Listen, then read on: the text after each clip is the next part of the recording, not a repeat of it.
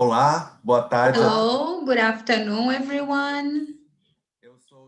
I'm João Caleiro. I'm a journalist, and I will audio describe me so people can see me. I am a white man, short beard. I'm taking a plaid shirt that is red. And today I will moderate this panel about big money here in the LGBT Forum, an initiative of the government of Canada and its representations in Brazil, Argentina, and Chile, in partnership with the São Paulo LGBT Pride Parade. And today we have the support of Bia Chills in sign language interpretation and Prisma, simultaneous translation in Portuguese, English, and Spanish. With me today are Márcia Rocha of Transempregos, Ricardo Gomes, the president of the Brazilian LGBT Chamber of Commerce, Daryl Sherman, president of the Canadian LGBT Chamber of Commerce in Canada, and Martina Ansardi from Contrata Trans in Argentina. Welcome, and thank you for participating in this panel with us today.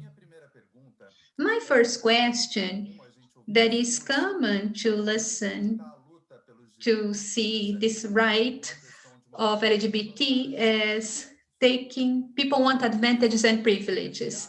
The idea gives the impression that LGBT people do not contribute actively and financially to our society. They are stranded, they depend exclusively on the government assistance to survive.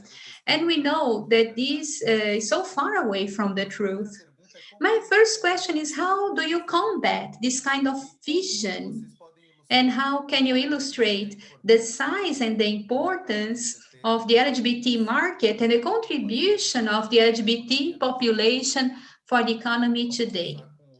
Let's start with Ricardo Gomes and then pass the microphone to Daryl. Hello, good afternoon, everybody, using gender fair language. And my audio description. I am a white man, gay, cisgender. I have gray hair, I'm getting old.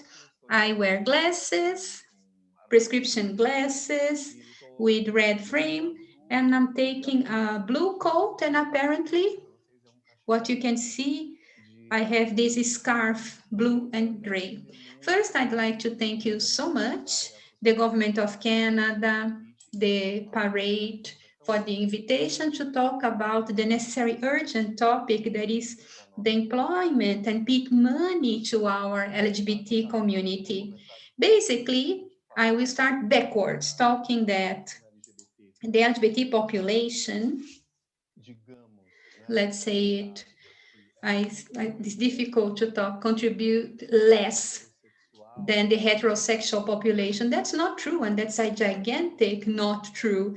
Historically, the LGBT population, to make up the difference, prejudice that we have in some religions, some behaviors, with all the structure, social structure that we have, LGBT need to study more, dedicate much more to their roles, just to get equal to other people, heterosexual, and that's not homogeneous, but most cases, because of the prejudice, they need to know more, they have to be better qualified, they have to produce more, they have to be a high level profession in order to keep or promote to more important positions and be promoted. LGBT population is really important for the society.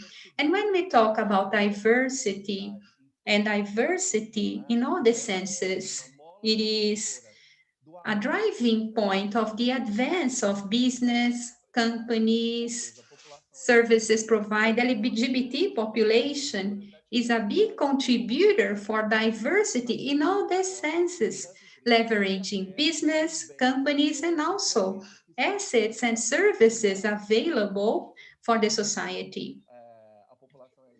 LGBT population cannot be underneath, and that's what we want, competing as equal, always in all the points. So remove this historical debt that we have in the society that is so complicated. About the aspect that LGBT depends on people, I imagine that LGBT would like something different. No, we are not depending. We work, we go after, and sometimes some niches of our population need a little bit help because they were excluded out of school, they were expelled from home, they did not have the same opportunities, they did not have the same possibilities for education, preparation, because the heterosexual in the same family, they have opportunities just because they are not LGBT. In some points, when we have programs and projects for employment and also for executive LGBT, promote two possibilities in big projects, in big corporations, is just to make up a historical difference. Basically, LGBT population and the society need to understand they are as important as any other person in the society. But when we talk about the person that is privileged and is depending, people use some of these benefits that companies and the society and the government place at a favor to make up this difference because they were not provided the same opportunities. That's great, Daryl. Thank you. Obrigado. Bom dia. My name is Daryl Sherman. I'm the co-founder and the CEO of the CGLCC, which is Canada's LGBT plus Chamber of Commerce. My pronouns are he, him. I am a white male. I'm wearing a blue shirt and a blazer, and I have glasses. And sadly, with my old age, I'm losing my hair, so I have a little less hair. But so I would like to thank the Government of Canada for inviting me to participate here today. I would also like to acknowledge the land on which I'm joining you today outside of Toronto, Ontario, Canada. That is part of the traditional territories of the Anishinaabe, the Huron-Wendat, and the Haudenosaunee people. These Indigenous nations agreed to mutual sharing obligations and responsibilities of the land. And so today these responsibilities extend to all people. So I just want to acknowledge the land of which I'm joining you today. You know, as a business organization, we approach this with an economic lens. You know, we talk about the economic impact that LGBT plus individuals and businesses bring to our local, to our regional, to our national economies, and with that, try to change perceptions, working to try to create social change by showing the business case for LGBT inclusion. And our goal is really to get people, to get governments to realize the significant economic impact and benefits that come with LGBT plus inclusion at all levels. You know, so at the basic LGBT human rights level that governments implement, the internal policy and procedures level that corporations can implement, and then even when it comes to policies around procurement. So let me walk you through kind of each of those quickly here. We know that the more LGBT rights that a country offers their residents results in higher GDP.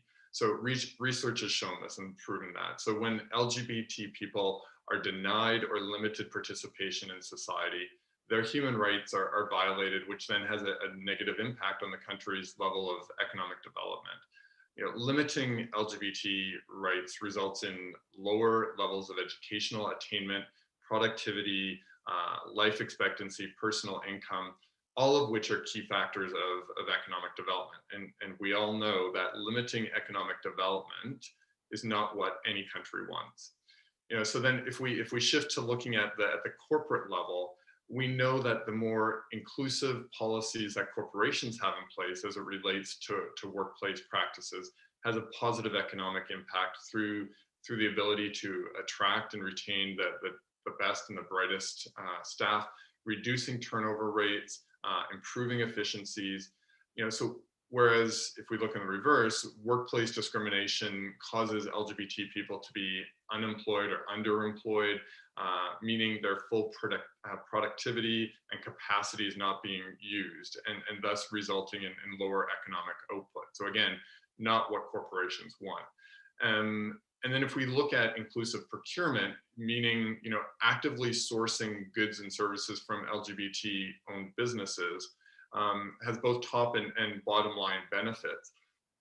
You know, at the top line, what it's doing is it's engaging the different community groups, and in our case, the LGBT community group, hopefully driving greater sales. You know, at the bottom line, it's looking, again, similarly to when we talk internal workplace policies. What it's doing is it's finding efficiencies, it's finding better solutions to how businesses operate. So there's both a top line and a bottom line. And this is where at the chamber, at the CGLCC, we're very focused. You know, it's really the importance of economic empowerment through entrepreneurship. Here in Canada, we know that there are over 100,000 LGBT-owned businesses generating an economic impact of upwards of $22 billion Canadian. So our businesses are creating employment, you know, they're paying taxes. So by not supporting LGBT entrepreneurs through inclusive procurement, we're limiting their ability to grow and to succeed, and thus limiting their contribution to our economy. So to wrap this all up, I guess, you know, when we start looking at all three of those things, there's again a business case to why we need to be inclusive and to combat this misconception that you flagged. Thank you so much, Daryl. Agora eu vou pedir para Márcia. Now I'd like to ask Marcia and Martina to comment.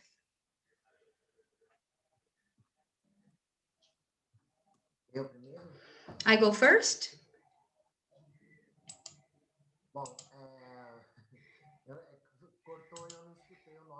I did not listen the name, but I go first anyway. I can talk by myself. I'm a trans woman. I have dark hair. I'm 56. I'm taking a makeup. I have earrings on in colorful colors. And I take a shawl, black, and a blouse. I'm a white person. And I am an entrepreneur. I have 3 companies. I generate income and I help to contribute to society. But I am in the closet for 35, 36 years. So, and because of that, I could not be an executive, like a lawyer, and speak 3 languages. I speak English and Spanish, but I prefer to speak Portuguese here for this event. It's more comfortable. And I create a project, Trans Empregos, the trans institutions work. And in Brazil, I know that this is a Brazilian reality. It's not a global reality because we do not have anything similar. But we have this affirmative action with multinationals and companies that we reach 973 companies in association. And they hire trans people. And we have 2 multinational directors, we have 2 physicians, 5 engineers that I know of, and more than 100 lawyers. All these people were without jobs, unemployed. They could not produce because of prejudice. And then the work that we produce is exactly to have, answering your question, what to do in order to change the situation. And the situation of invisibility that the LGBT topics, people do not talk about it. In the past, they did not talk about it. LGBT, talk about LGBT families, the rights of LGBT. And 10 years, these have been changing, especially I am a lawyer with our work in the judiciary branch. Our colleagues, lawyers, that struggle on a daily basis for the rights of the LGBT population in our achievements were in 10 years. And Trans Empregos as well. For 6 years, we have been struggling on a daily basis.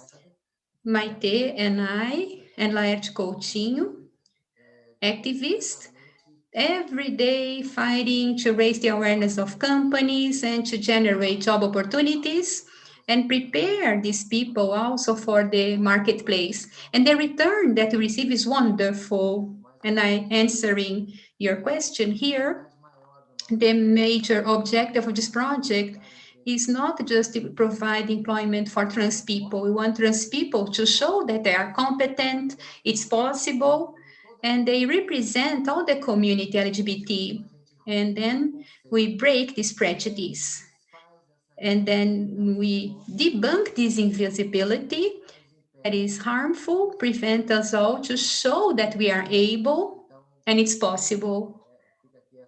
And this is my answer for you now. Martina? Hello, good afternoon. Thank you so much for this invitation. And congratulations to the parade and the Embassy of Canada. It's an opportunity that we appreciate a lot. I am a woman trans, white. I take up makeup with brown and pink. I have blue hair. I take a scarf with the trans colors. I'm taking a white blouse and my background is white. So, Contrata Trans, that's the program that I am a general coordinator. It's a program similar to Trans Empregos. This program is led and it's worked in order to bring opportunities of working for trans people in Argentina. It's so similar to Trans Empregos, trans jobs, so similar to Marcia's comment. So we work every day to generate opportunities for trans people so they can have their work. And at this point, we are in a very important point. That's why I'm so emotional. In Argentina today, we have in the approval in the House of Representatives a teamwork to approve the law, the trans work in Argentina. They also consider the job opportunities for trans people. And this is a historical struggle in our collective trans. For many years, we have been putting a great effort to it. This has to do with the history that brings the body of trans people, the life of trans people, that is so similar to genocide. We believe that our lives have been persecuted for many years, and the objective on states to eliminate our lives from the existence in the humanity. And this, in technical terms, is called genocide. In Argentina, there were police codes, also national laws that criminalize our lives and our existence. So we need to hide in our homes and just get out at nighttime to exercise sexual work and prostitution. So this history of violence, this history of states dedicating efforts and policies to kill our lives have made our lives to finish with this history of being vulnerable, not only our bodies, but also what the society see in us and the concept that the society has about ourselves. We are used not only to violence on the society side, but also believing that ourselves, we are not okay. We are not normal. We have grown seeing on the TV how they make joke of our identity, how they make fun of us. So we have chosen another way as the society has identity, just for choosing something different. There is nothing wrong. There is no crime. We have chosen something different, and that's it. And that's why we are condemned to be excluded from work and any other areas, because in the health system, educational system, we are excluded. So thinking about trans people, we can privilege, we can benefit from a positive action of inclusion, working inclusion for a vulnerable population. This is really painful that people think that we cannot do it, but we understand. People think about it because they are ignorant. There is ignorance in society on the vulnerability that trans people live. For many, many years, the trans people did not have opportunity to participate in these spaces. These spaces, we had gay space and lesbian women that came to talk to us because we did not go there. Our lives were experience different situations. Luckily, we have two trans people, and this we have to highlight two trans people in this space that can talk openly using their voices about our collective, even though there are still people, trans people, that cannot exercise their right to speak because they live in a situation that is so vulnerable. They do not have internet, they do not have tools to connect to a computer, and everything is vulnerability because they have chosen a different identity to the normative. So as a society, if we want to have companies, if we need a fair society that fight for the freedom of everybody and their own, we have to generate positive actions that realize the damage produced for many, many years. And these are the actions that we ask. We are not asking for benefits. We simply are asking for reparation to our lives. We did not have opportunities, as Marcia said.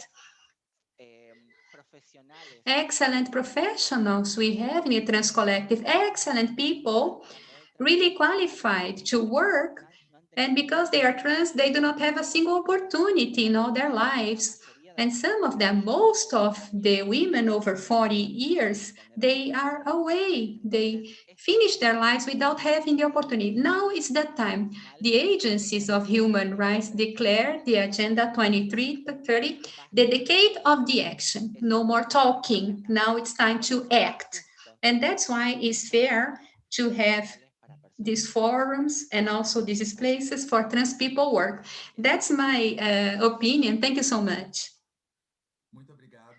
Thank you, Martina, Marcia.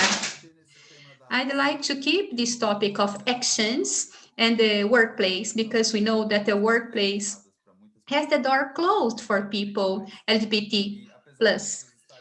Although people are in all the sectors, present in all the markets, still there is discrimination and stereotype. So in this topic of actions, how can the government, the companies, civil entities, what are the ways to work to provide access to the work market for LGBTQ2 plus people?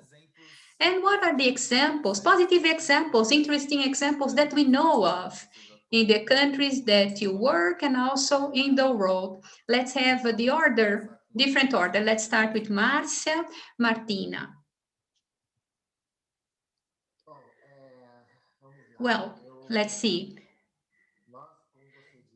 As you said, there is a lot to be done. There is too much prejudice and difficulty, but we have reached 973 companies associated last year, 2020, with the crisis and the pandemics, 707 trans people hired for all kinds of services. I have excellent examples in the companies. If you see our member companies, more than 100 multinational companies, big companies also. I see Martina. Check the companies that are our members. And you have in Argentina as well. So use this opportunity if you need. I help you here. I talk to the CEO. In Argentina, they need you. There is Martina. Go for her. Let's have a bridge because that's the type of action of awareness that breaking the prejudice. When I go to the companies, I do not say, please, please, please hire trans. No, I do not do that.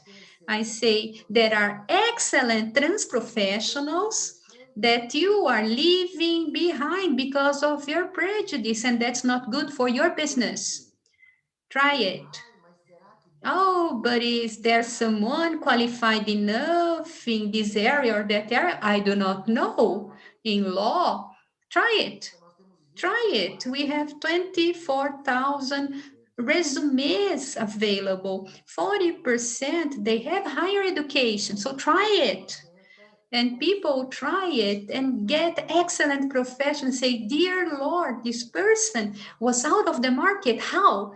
We need them so much, a professional like this one. And we could not find because of prejudice. And then they hire the person, they are excellent professionals, and then another company and take them out. It happened twice, like headhunting them out.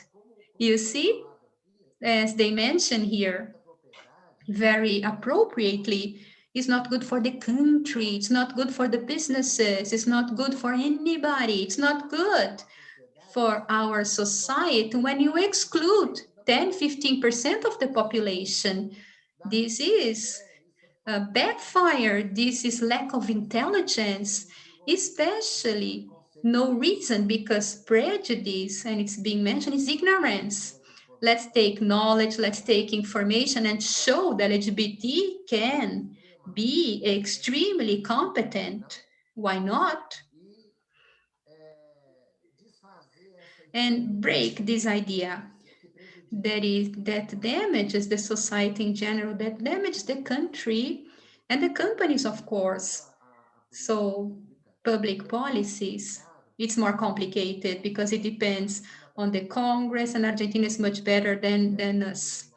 We got laws, and we just have the judiciary branch. Argentina now, as she mentioned, is helping in employment opportunities. We never get that. Not a never, it's not never. For now, we do not have it. We do not have a law assuring our rights. We do need it. We do need it. We need to elect people that are more aware outside this group that we have for a long time ongoing, that is able to coordinate and create legislation in our favor. It's a difficulty that we have in our country, but thank God the judiciary system helps us.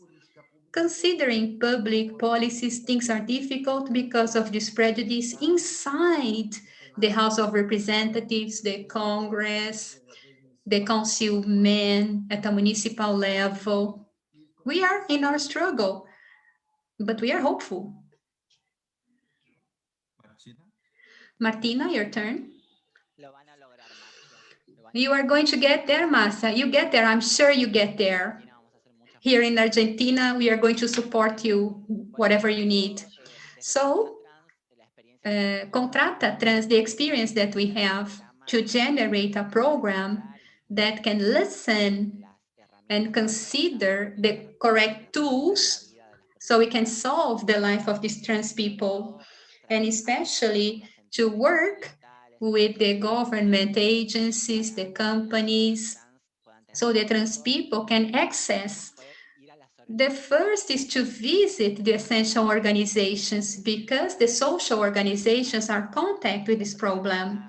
The person that is on the street, walking and live their lives, gives the answer, what you can have as a tool to solve their lives.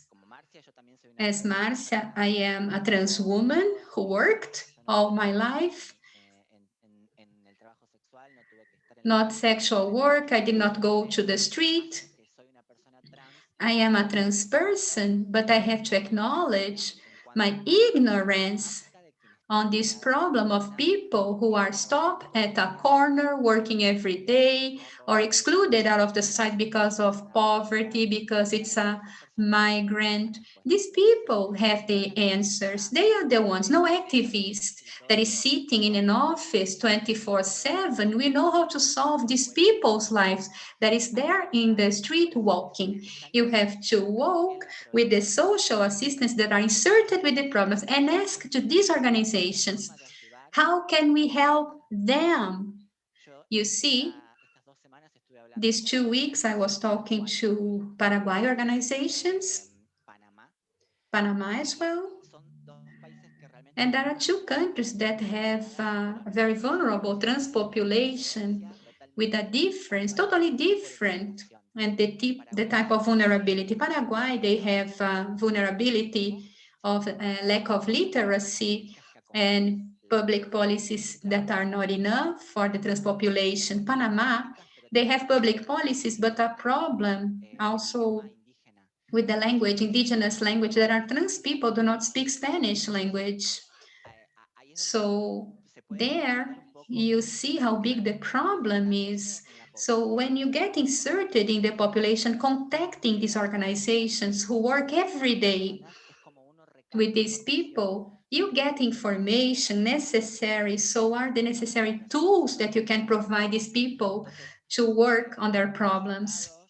And the states that do not connect to the social organizations, the states that believe that can create public policies in the offices without approaching the field and the cities, they are wrong. They are so wrong. They must walk on the street. They have to talk to people that dedicate to this every day and ask this person, what are your needs?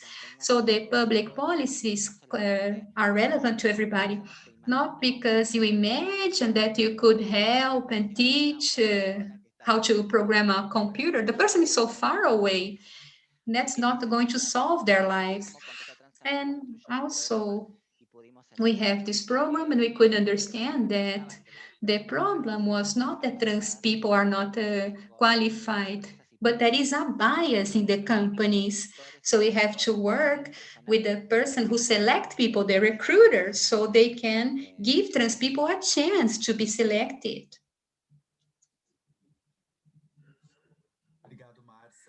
Thank you, Marcia. Thank you, Martina. Very interesting, this message of diversity, inside diversity, and the importance of creating public policies, but from bottom up, from the community up to the government. I would like to talk now about this aspect, economical aspect. One of the sectors that suffered a lot with the pandemic was tourism, suffered because of restrictions. And now there is this expectation that as the populations get the vaccine and we do not have as much restrictions, this will be one of the sectors that will recover in the near future. And one of the sectors in tourism is LGBT tourism, T2+. So how can this be an opportunity for LGBT people to qualify and prepare themselves for this moment, economic moment that we are going to see? And then I would like to start with Ricardo and Daryl to talk about the qualification and the tourism recovery. How can we see this scenario post-pandemic? Okay, João. LGBT tourism, we have some basic data. According to the tourism organization, 30% more profitable than conventional tourism. When we talk about LGBT tourism, we do not talk about this big head LGBT tourists.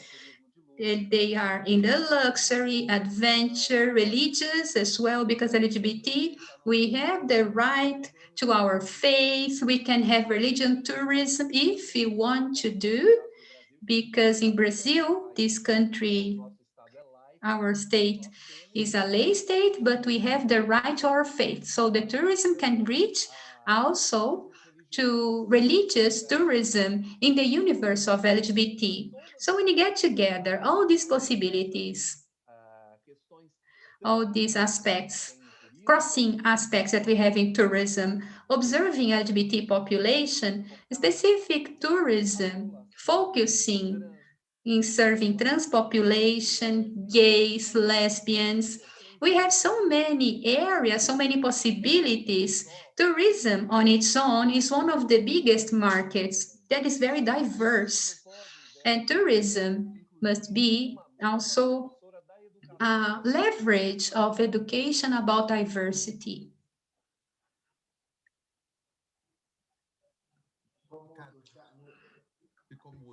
You are muted. You are muted. Am I back? Yes, you are back. Okay. Tourism must be one of the biggest communicators of diversity. In order to travel, we need to get food. We are not going to find the same food that we eat in our home country. These are not same religious habits, either cultural, how people move around. So tourism must be this leverage, and LGBT tourism is much more profitable. Also in tourism, if we observe nowadays in the last decades, we have a very big contingency of LGBT population that provides service. They are collaborators and they are employed and they work in the segment tourism. And this return will enlarge more. And this awareness that Marcia and Martina bring in the last decade in these countries, certain they will agree with us as well, that we have this evolution, we have a lot to grow, but there has been an evolution. The possibility that we have of employ more and more LGBT people in different levels, because there is room for everybody in this machine that is tourism. That is very powerful, not only in Brazil, but everywhere. This return should help a lot. How can we work? With qualification, the chamber has a project in the prosecution's office to offer 3 qualification courses exactly for the tourism area, hotel, 3 specific job openings. It's approved. We are waiting for the resource to prepare this population, of course.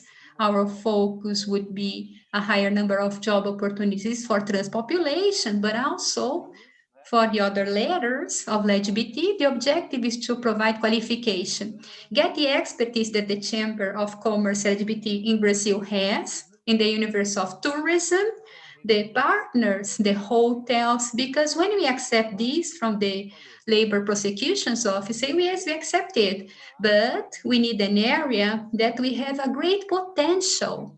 But as we have great associated and partners in hotels, we believe that the best is to start up with hotels because we have already the association to guarantee not the job opportunity, but all these people coming from these courses, they are going to be called, they are going to be considered for that job position, for this recruitment. And then we advance, one that I name here, we are going beyond of teaching them how to make a bed, how to make a room clean. They need to understand what tourism is, what hotel is. Exactly to do what I said in my first comment, provide this population LGBT more information. They are ready than general population that would go for regular courses for hotel service, for example. There are a lot of things that we can do, but we have to leverage from here, as Marcia and Martina, for so the authorities, bottom up, but we also have to go for the inverse. And to conclude, we launched a program of suppliers for companies that are led by 50% by LGBT. This program is born in the USA when the federal government said that for the companies provide service to the American government and sell products, they need to prove that they buy products and services that are diverse. Something very small, I know, it depends on the legislation, but a very small change in some of the instances, federal level, this government is difficult, municipal level, at state level, a small change such as this one could be extremely important for trans people employment and also to absorb their products and their services. And we know that considering entrepreneurship, LGBT population, proportionally, we have more entrepreneurs than in the heterosexual population. Maybe because they come from the formal market, they do not have opportunities, there's persecution and prejudice. We help these executives, these small companies, LGBT, we are also helping in a better life and also the possibilities of profit and income, forcing these companies to grow in a nice way, and they prioritize the recruitment of LGBT people. That's nice, Ricardo. Thank you so much. Daryl, please. Great. Thank you. And maybe what I'll do is I'll build on the employment side first, and then I'll go into the focus on a little bit of the tourism, if that's okay. Because I think that for one of the ways, again, especially for us, where we focus is around creating economic opportunities through entrepreneurship, and ensuring that LGBT entrepreneurs have the ability to fully contribute and participate. And so I think that this kind of lends to Ricardo's point around the procurement side of things. But here in Canada, as I'm sure many places around the world, we saw LGBT people denied workplace rights. We know that they feared the discrimination in the workplace, and even the fear of being fired because they were LGBT. And so even, sometimes, being a Canadian, and sometimes we think that, we live in this little bit of a bubble, and we're very privileged. But there's still a very long history of homophobia and biphobia and transphobia backed by criminal law here in Canada.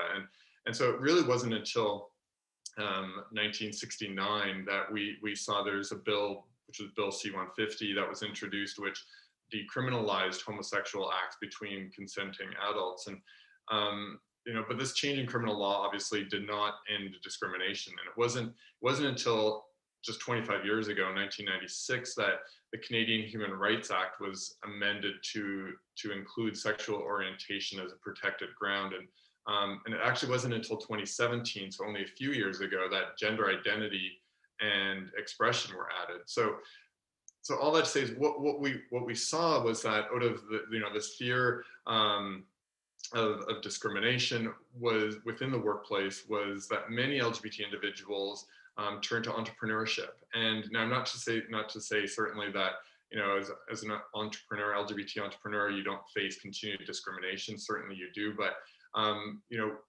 many continue to, in that fear, continue to have to hide who they were to dealing with customers. But what we saw through entrepreneurship was a way for them to have at least a little bit more, some degree of control.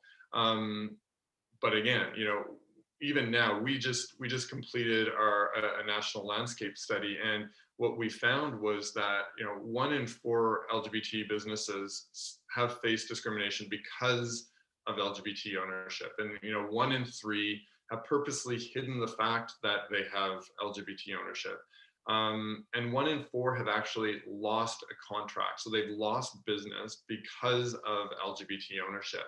So these fears, in addition to other challenges that they face in things like accessing capital and accessing mentorship.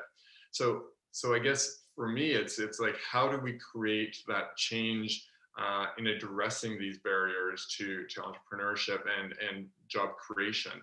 I go back to the comments I made earlier, which was really about the importance of understanding the economic cost of exclusion. It requires governments to, what we've heard, it requires governments to implement greater rights and policies and programs that support the LGBT community.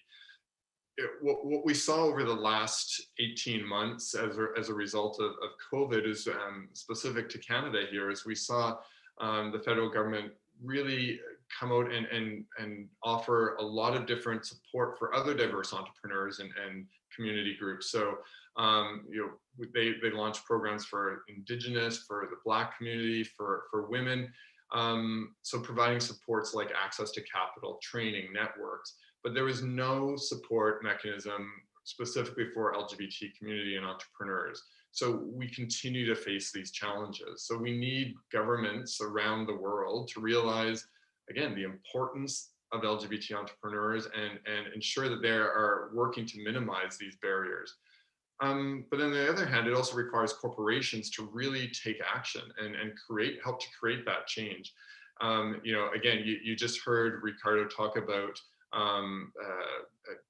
diversifying, procurement and looking at who we're buying goods and services from. And this is, as he mentioned, very much rooted in how corporations do business in the US, but it's new to Canada, much less the rest of the world.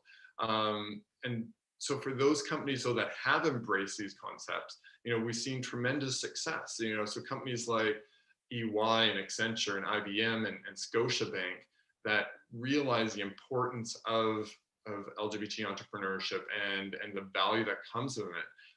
It aligns with Marcia's comment, it's about giving opportunity to LGBT individuals, LGBT companies, and really allowing them to show that they are competent, as Marcia said, and that they can do the job. But if they aren't given the opportunity, they won't have access, and we're not going to see things shift. So I think if we, to what your original question was, I guess, specifically to the tourism industry, I think the tourism industry has huge opportunities. We know that the Canadian LGBT travel market is worth $12 billion Canadian annually. So there's a huge opportunity for global destinations to tap into not just the Canadian market, but obviously all global markets. But what I think is important to note is that historically, the LGBT traveler is one of the first markets to start to travel again, to rebound after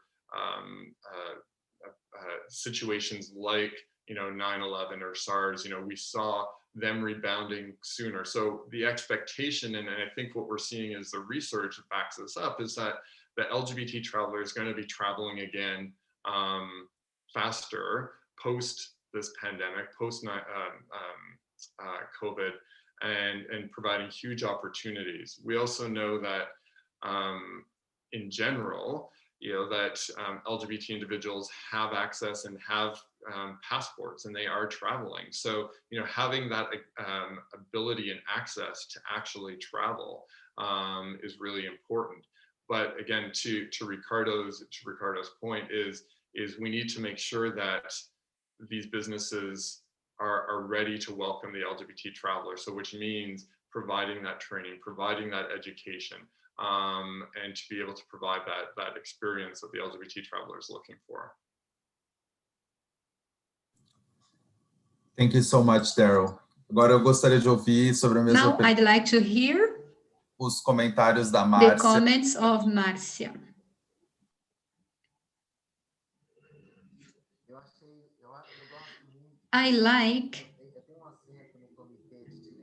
I have a chair in the sex committee, World Association. There's a global association of scholars of sexuality. And I live with sexologists, lawyers, physicians, psychologists all over the world in this association. And I really like when someone like Daryl comes here, say that Canada is not a bed of roses, because it's not a bed of roses. Nowhere is. And people here in Brazil, I hear every day, oh, Brazil is awful, Brazil is terrible, Brazil is an awful place for LGBT. Go to the Saudi Arabia to see what horrible is. There's no need to be a Muslim. Go to Russia, go to China. That's bad for LGBT as well. I like Canada on the rights aspect. It's balanced with Brazil. We have lots of rights assured here, but right and law, judicial decision is one thing, reality is different. We need to make these rights to be enforced and respected. So I really like to listen to Daryl. People talk a lot about Canada. I know people that trans people that move to Canada. Really, it is nicer. I do not mean that it's not. It's nicer. If you think it's bad there, come here and you see what bad is. Things are complicated here. But it's not good. Anywhere is good, because prejudice is globally. Only in Thailand, I believe it's a little bit better. I've been there and it's nicer because of a cultural aspect. About tourism, you see, I really would like to say, I like Ricardo so much when he speaks, but we live in a situation in this country, and Argentina is on the same boat, if I may say that, filled with holes. We are in a very difficult situation that is not going to be solved at a short term, economically speaking. And we have lots of companies that are destroyed.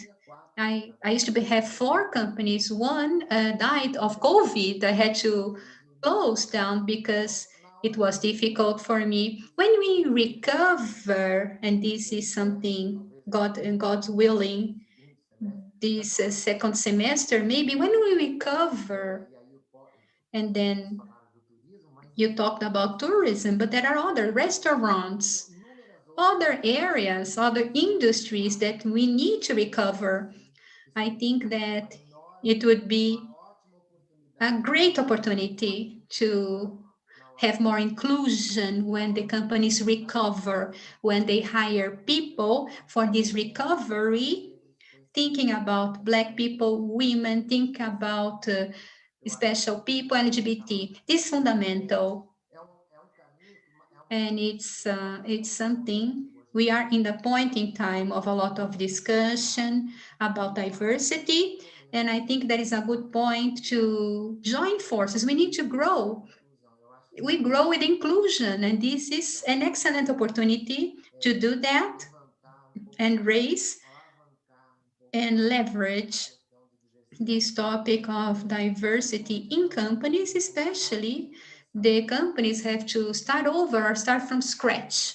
I believe that's my point of view. In tourism as well, of course, we need to get ready. They need to get ready. We offer courses, but we need more. And I really like Ricardo when he talked about a project of qualification for these people. This would be great. Martina? Great. When I see in the questions about the preparation of LGBT people and also the collective LGBTB would be in a strategic place in order to contribute to the solution or part of the solution of the economy post-pandemic, post-COVID. The population in general, the trans population, very oppressed.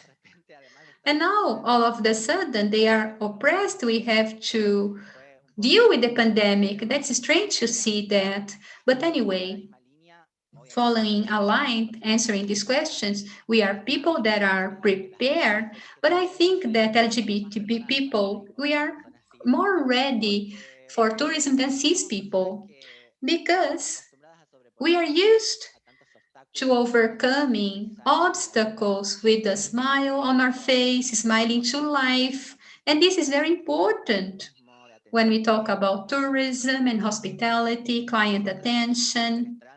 We, the trans women, we are used all the time to negotiate, to deal with the clients with a good face. Our life has been crossed to be happy in order to compensate the sadness that we live in our lives.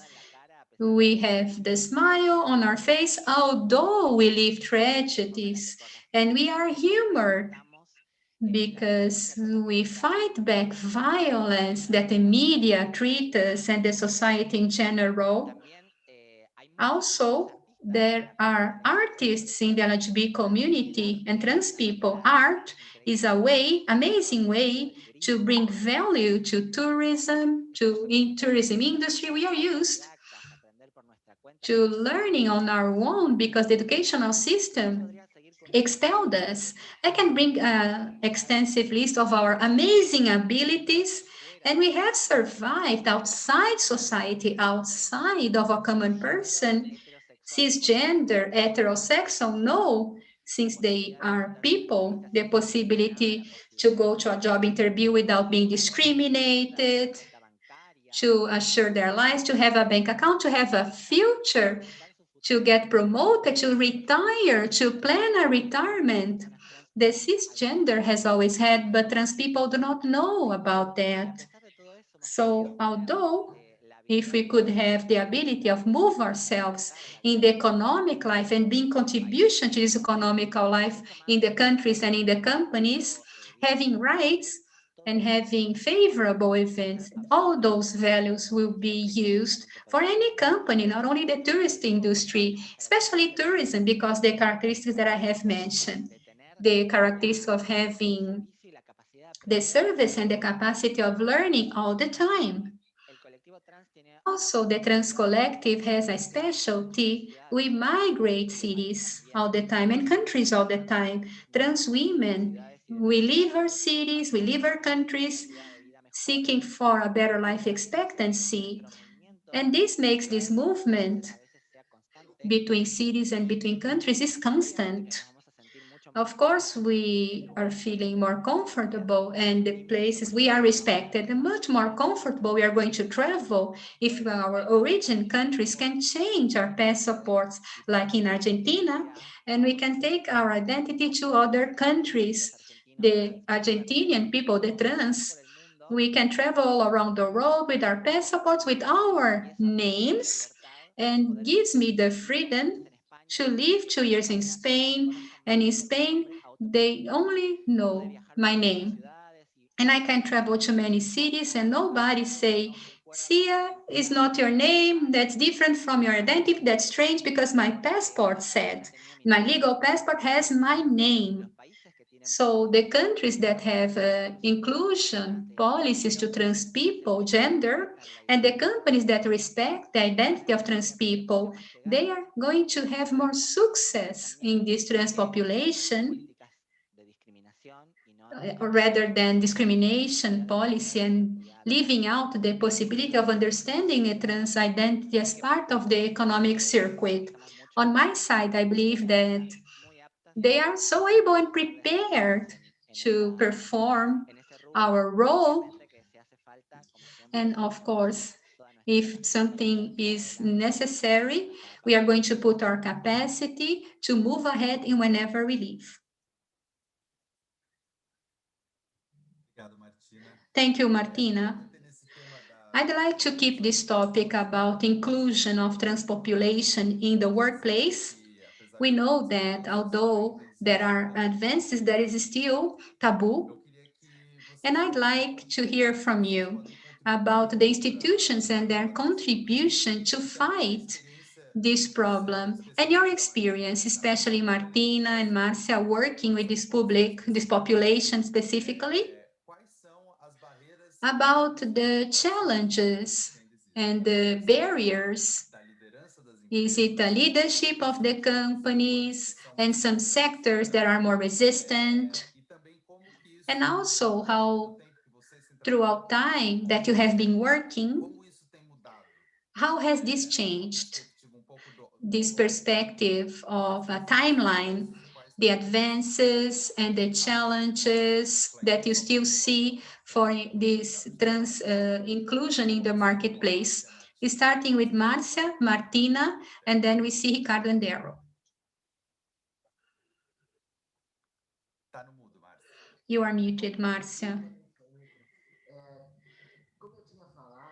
I mentioned because of this invisibility on LGBT, prejudice has always been very strong.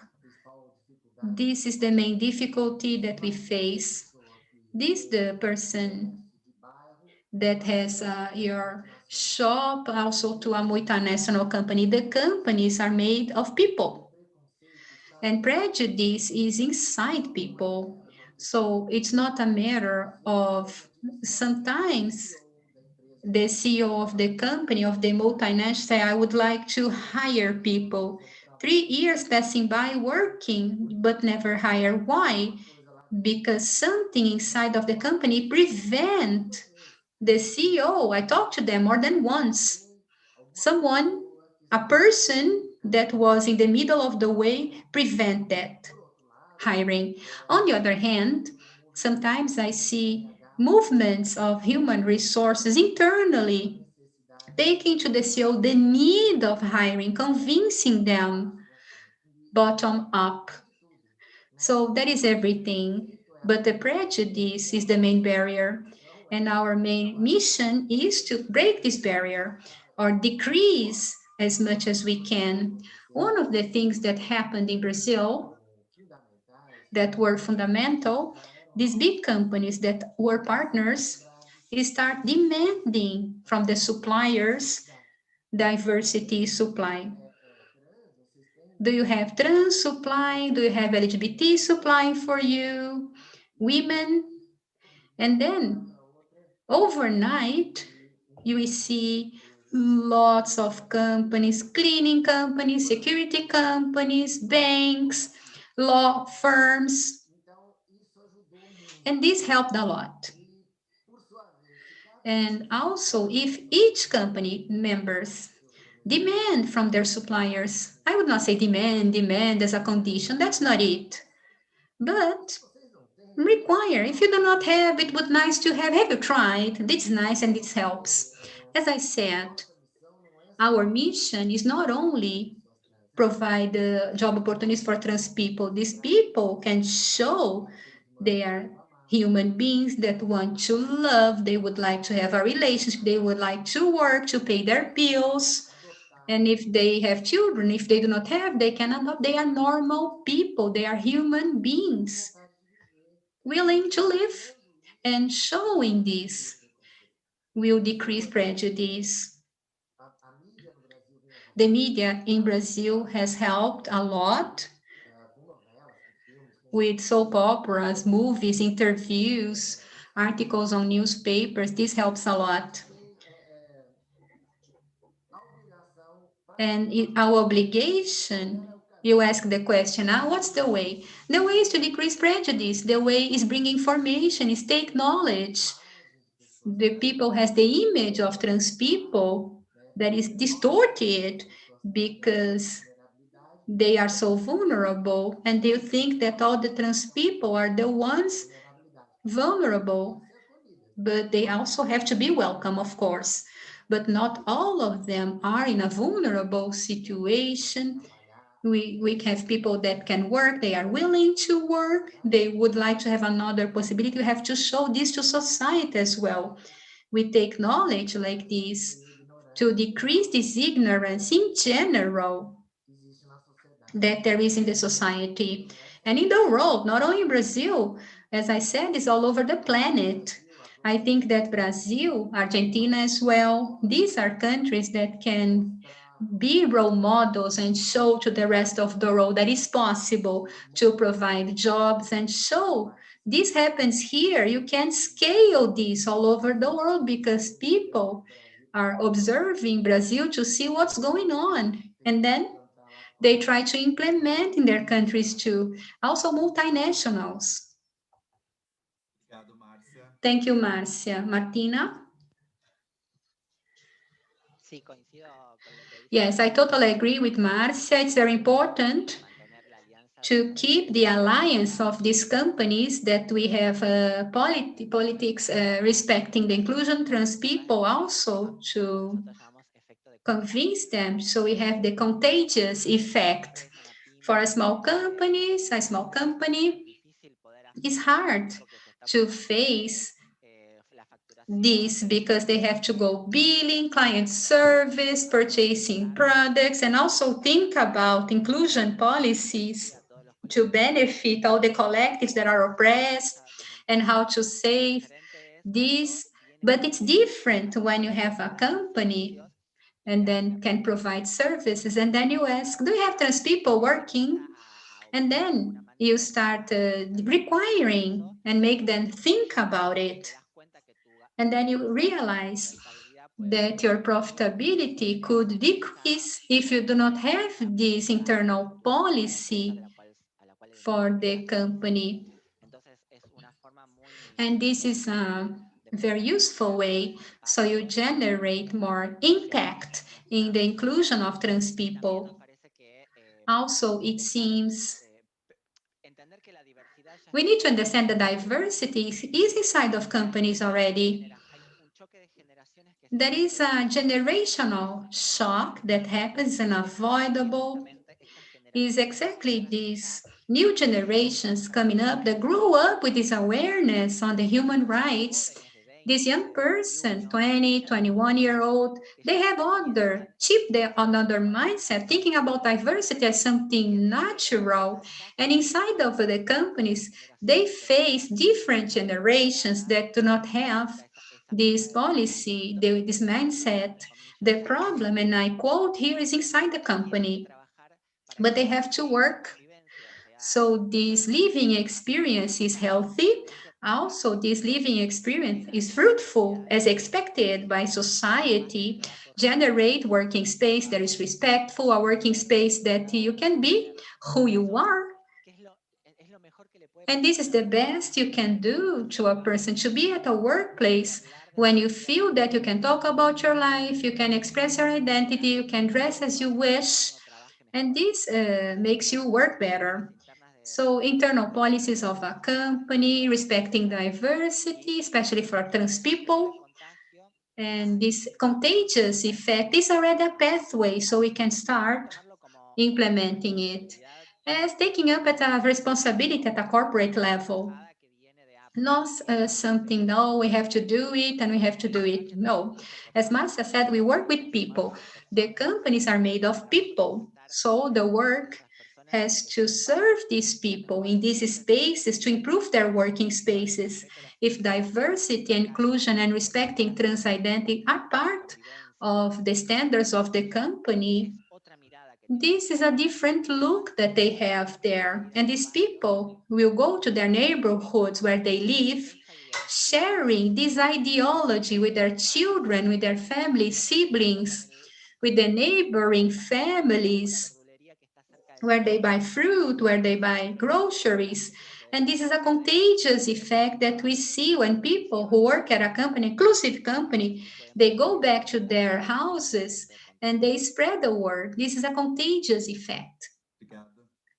Thank you. Daryl? You're absolutely right. The contagious effect. I love that. I remember that early on when I started the chamber, I had met with the CEO of a very large, or sorry, COO of a very large US-based company, and we talked about what the chamber does and supporting the LGBT community, and he phoned me the next day, said that he went home and his son at the dinner table asked, what did he do today? And he talked to his son about that he met with this LGBT Chamber of Commerce, and his son at that point chose to feel that he was safe enough to say, like, to come out, and the impact that has. So, I think that, this snowball effect, is so true. And as people feel more comfortable, we're going to see continued change. So, thank you for raising that. I think that, and I've mentioned this before, but I really believe that it's corporations that play the most critical role in driving change, for our trans community and for our broader LGBT community. The power that corporations have in creating change is extraordinary.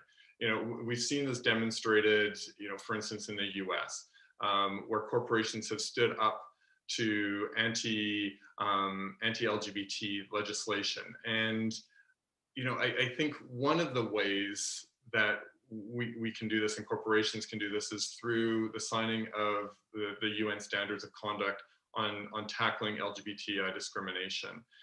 These standards were developed in 2017, I believe it was 2017, and it's really a call to businesses to help to drive change. And there's 5 standards, and they talk about respect for human rights, eliminate discrimination, providing support, preventing of other human right violations, and then acting in the public sphere. And so, these are very broad standards, I guess, if you will. But I think that, when a corporation makes a conscious decision to sign on to these, that they are agreeing to these, they're suddenly held accountable. And so I think that actions like these standards and signing on to these standards is so powerful. I was on a conference, attended a conference, virtual conference earlier this morning. Our colleagues in Eastern Europe, the LGBT Chamber of Commerce there, was doing their conference, and there was somebody there talking about unfortunately, new anti-LGBT legislation that was just introduced in Hungary. And, it just reinforces that here governments are implementing these anti-LGBT, anti-trans legislations. So it's the responsibility now shifts to corporations to take that stand, to fight those policies that are and legislation that's being introduced or proposed. And so, it was so amazing to hear about these civil society organizations in Eastern Europe and in Hungary that are fighting for these rights. But, to go back to the standards, last week we actually held our conference last week, and we did a roundtable on these standards, and we had over 70 Canadian and global companies attend, and it was senior executives. So we had like presidents, CEOs, chief diversity, chief HR officers, around the virtual table, discussing the importance of LGBTI inclusion and human rights, and how it's so important for them to lead the way. And, so to me, that was so encouraging to see that these leaders, these senior leaders, realized the importance and took 2 hours out of their time to come and have this conversation with us about these standards.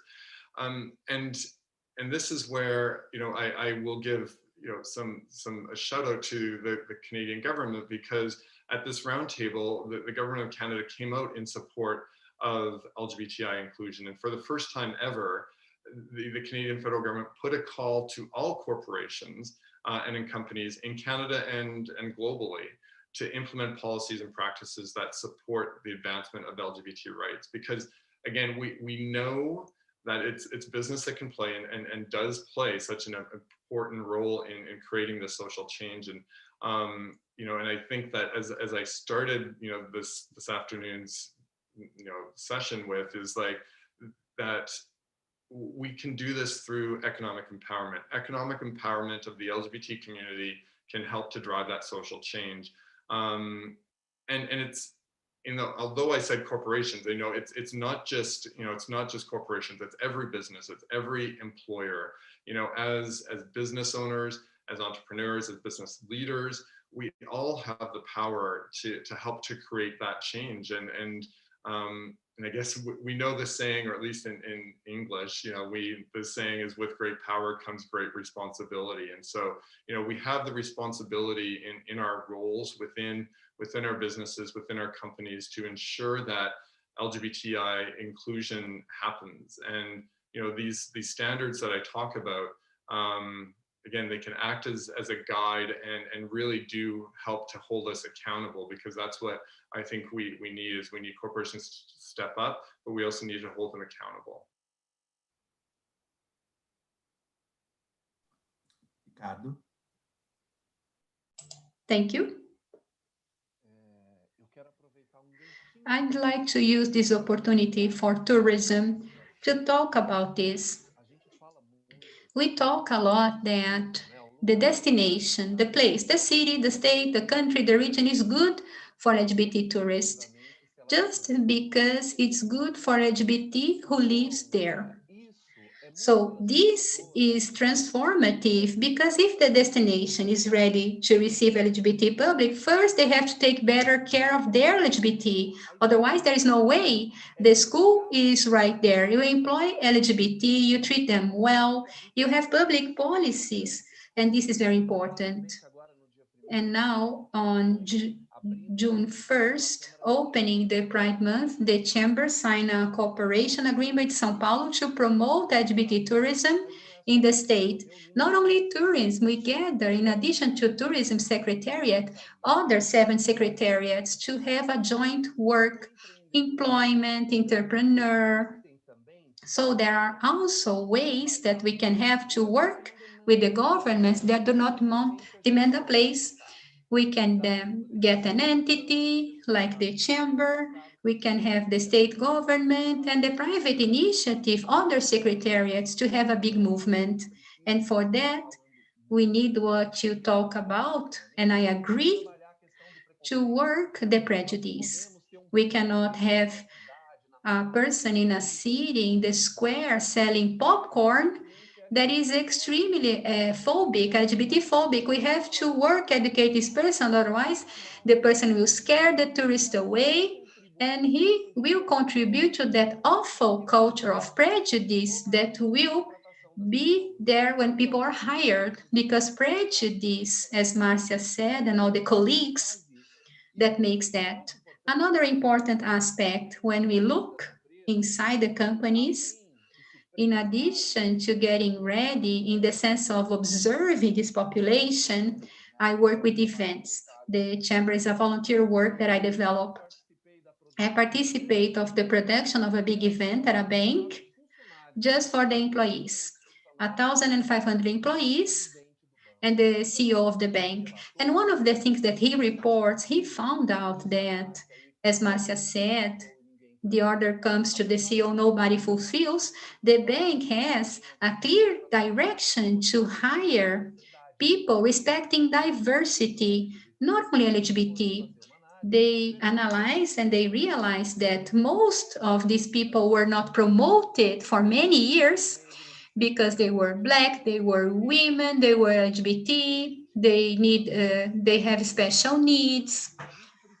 So we need to make company talk. Marcia has been doing amazingly in the companies, but we have to do it every day, go together. We have to be vigilante, surveillant all the time.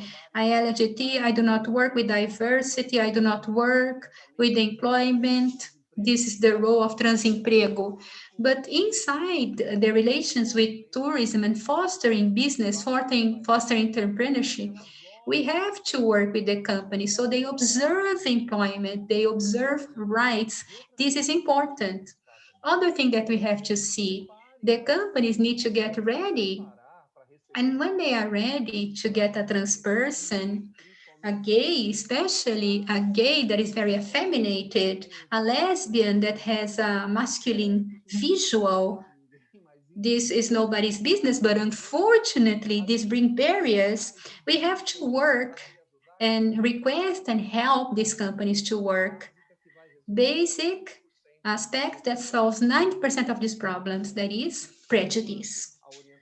As the sexual orientation, gender identity, their clothes, the way they look, the way they behave, their gestures were barriers for a hiring process, or the person get promoted to the leadership positions because it's a woman, the color of skin, any identity are used for this person not to get promoted, we have a lot to do.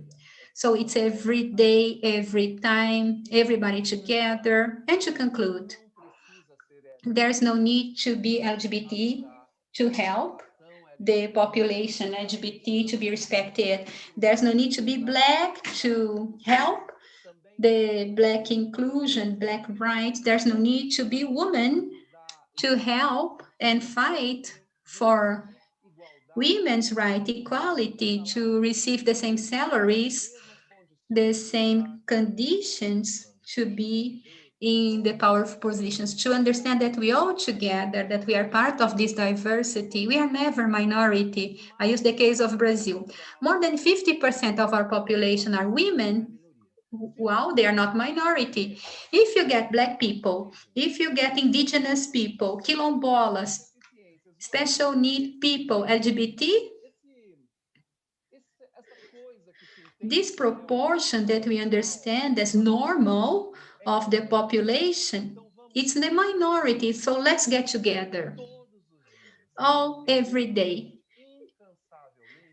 uninterruptedly, to fight for a more dignified society where everybody has the same rights. And then Who has more conditions to promote will get promoted to a better position. Who has conditions to get well, but in a different position, because not a person that has a leadership profile, it's okay. But the conditions should be provided equally to everybody, and they are using the gender fair language. Thank you so much, Ricardo. We are reaching towards the end of the panel, but I'd like to ask you a final question here based on something that you said. There are companies that look at pink money and they have campaigns for the LGBT public. They have products to bring LGBT public. But the gate in, they do not have policies in that company to have LGBT employees, to welcome these employees that are LGBT. Even they fund the policies that attack the rights of this population. There is this joke on the internet with the month of Pride. June, all the companies put a rainbow in their logos, they have their speech, and then in July, it seems that this never happened. It's a different world. What can you say to these companies that have this diversity campaign just in their facade? And how can we go against this phenomenon of diversity, just something in a campaign, temporarily, but it's not for good? And in this answer, you have 2 minutes, a little bit shorter, so we can wrap the session. We'll get back to the order, starting with Daryl, then Ricardo. Great. Yeah, absolutely. I think that we know that LGBT consumers are very supportive. They're very loyal. So they will support those companies that are supportive of them. And that being said, they're also very savvy. And so we as a community, I think, hopefully know that those companies that are just slapping a rainbow flag on in our logo or on our doors for a short period of time, and don't demonstrate the inclusive policies or practices that align with our own beliefs and alignment, that won't get them very far. And so I think that what corporations or what companies and businesses need to do is, as Ricardo talked about, and I've mentioned, is certainly around making sure that they are ready, that they've gone through the exercise, that they've gone through and really can demonstrate that they have these inclusive policies and practices. So, it's training, it's education. We recently just launched, earlier this month, actually, our own accreditation program, which very much does this. We work with companies of all sizes to make sure that they have these policies and practices in place, that they are demonstrating that they are truly an inclusive company, not only for customers and patrons, but obviously also for their employee base as well. And I think that sadly, these things are still needed, and we need to continue to demonstrate that these companies adhere to set standards, and then promote those businesses. Ricardo. Thank you.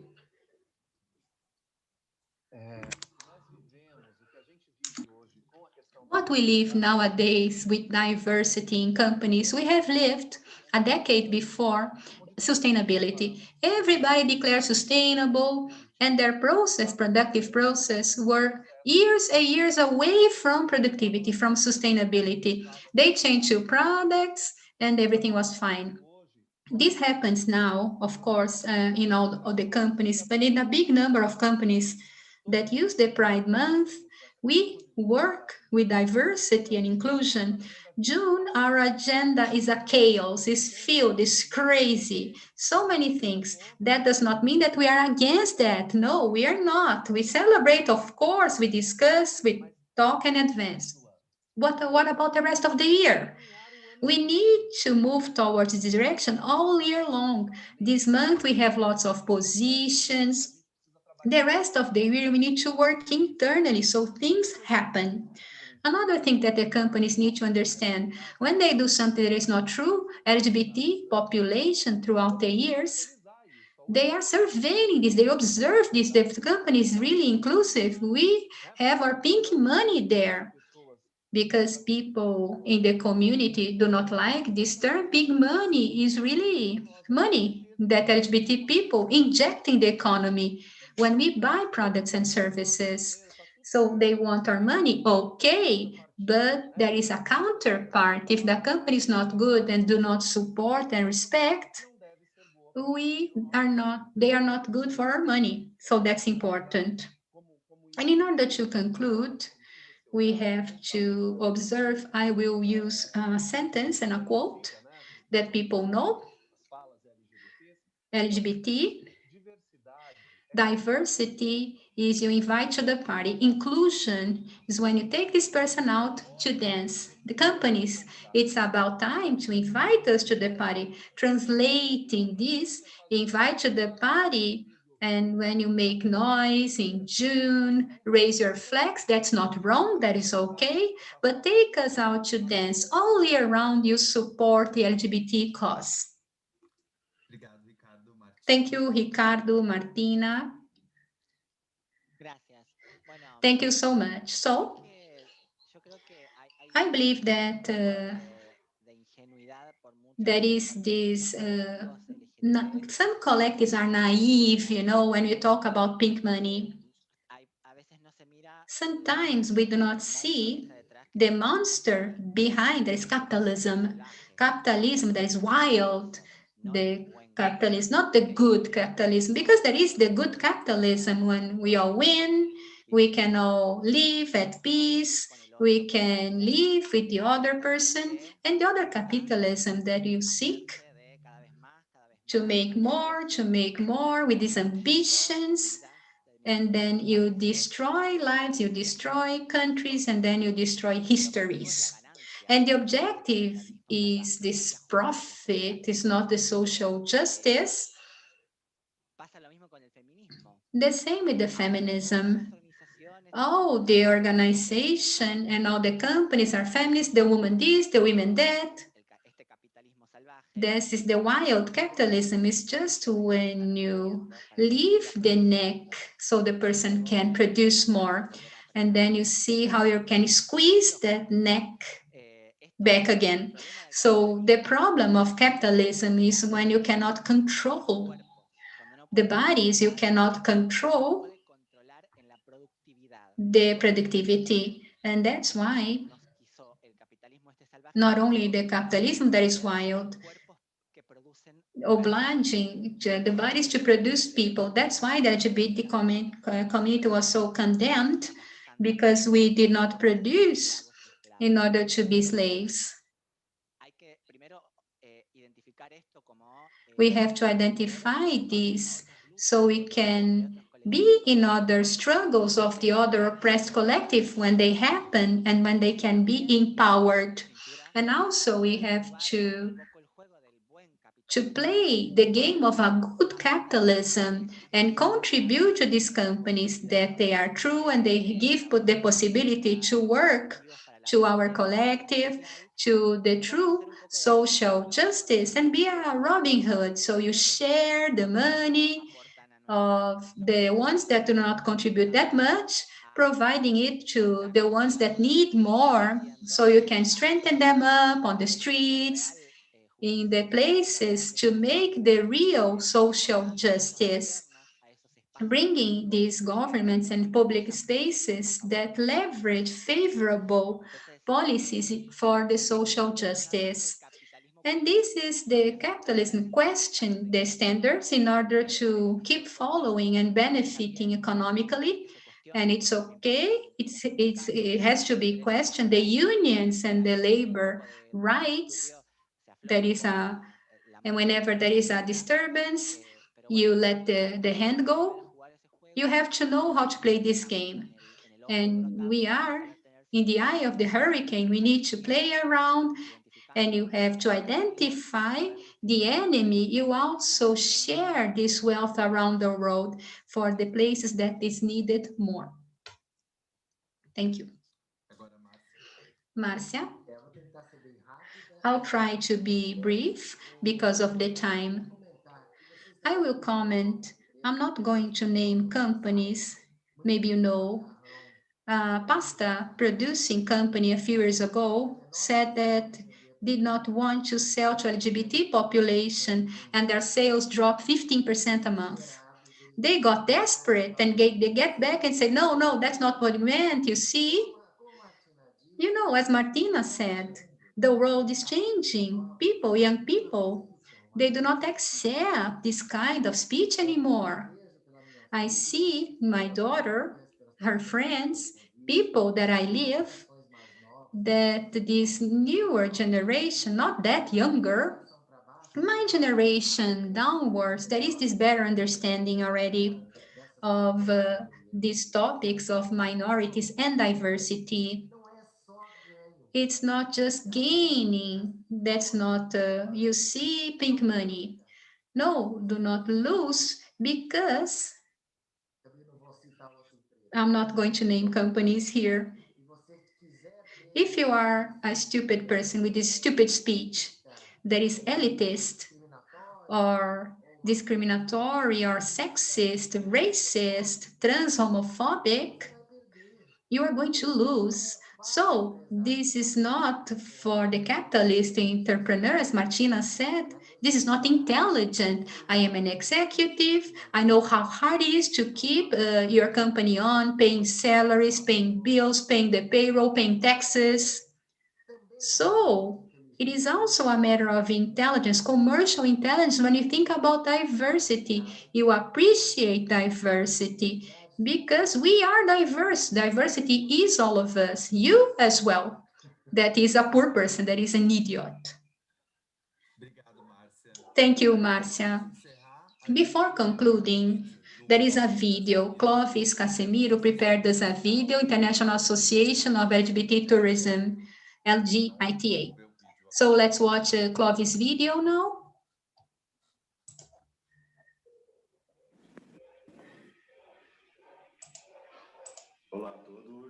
Hello, everybody. I am Clovis Casimiro, coordinator of the International Association of LGBTQ plus tourism that we call IGLTA. I'm so proud to be here with you to celebrate one more Pride Parade LGBT in São Paulo in 25 years of so much work, energy, and now we are here online virtually.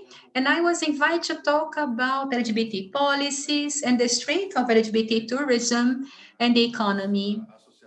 Our association ran a survey and we found out that 60% of our interview would like to travel this year, 2021.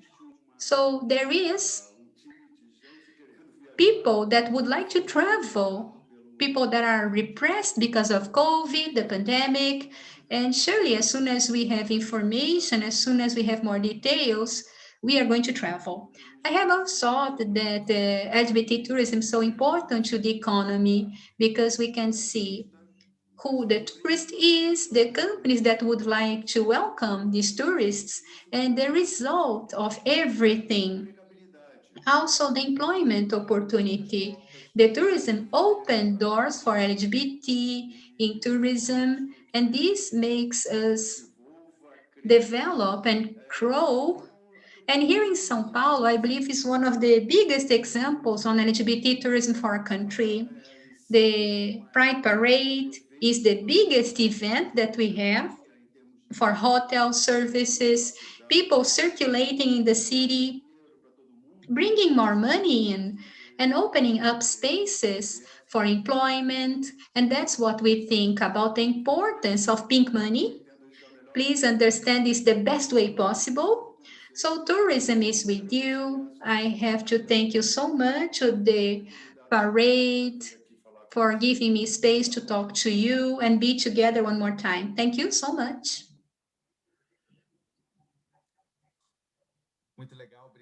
That's great. Thank you so much, Clovis, for your video. This really complements our debate, our conversation about the importance of LGBT tourism, not only tourism, but also inclusion of this population in all spaces. I'd like to thank you so much, Daryl Sherman, for your presence, Ricardo Gomes, Martina Sardi, Marcia Rocha. This conversation was amazing, and let you know that you are watching. The video is here available on the Parade channel. And then we conclude this forum of LGBT rights. Thank you so much and see you next time.